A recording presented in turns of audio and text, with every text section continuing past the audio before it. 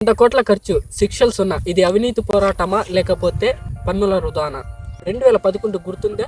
జంతర్ మంతర్ దగ్గర వేల మంది జనం, ఒకే ఒక్క నినాదం, ఇండియా ఎగెనిస్ట్ కరప్షన్. ఆ అరుపుల నుంచి పుట్టిన వ్యవస్థే లోక్పాల్.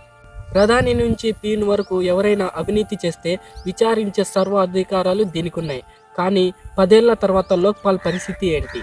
ఇది దేశాన్ని అవినీతి నుంచి కాపాడే వాచ్డాగా లేకపోతే కేవలం ప్రజాధనాన్ని ఖర్చు చేసే ఒక వైట్ ఎలిఫెంట్?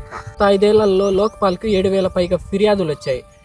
కానీ ఇక్కడ ఒక్కరికి కూడా శిక్ష పడలేదు. ఆశ్చర్యంగా ఉందా?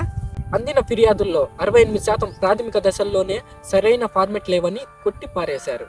2023-24 బడ్జెట్లో లోక్పాల్కు ప్రభుత్వం కేటాయించిన నిధులు సుమారు 35 కోట్ల నుంచి 45 కోట్ల వరకు ఉంటుంది. రిజల్ట్ సున్నా, కానీ ఖర్చు మాత్రం కోట్లలో. ప్రజల సొమ్ముతో అవినీతిని ఆపాల్సిన వాళ్ళు అదే సొమ్మును ఎలా ఉపయోగిస్తున్నారో చూడండి. సొంత ఆఫీస్ లేదని నెపంతో ఢిల్లీలోని ద అశోక్ అనే 5 స్టార్ హోటల్లో లోక్పాల్ ఆఫీస్ పెట్టారు. నెలకు 50 లక్షల రూపాయలు అద్దె.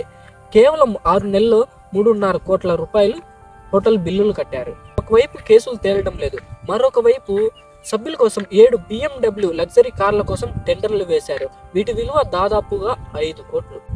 ప్రశ్న ఏమిటంటే, అవినీతిని విచారించడానికి వెళ్లే ఆఫీసర్లకు స్విఫ్ట్ ఇన్నోవా సరిపోవా? నేరుగా BMW కార్లో వెళ్లాలా? సోషల్ మీడియాలో నిలదీస్తే గానీ ఆ టెండర్లు క్యాన్సిల్ కాలేదు. ఇదేనా మనం కోరుకుంటున్న లోక్పాల్? లోపం ఎక్కడుంది?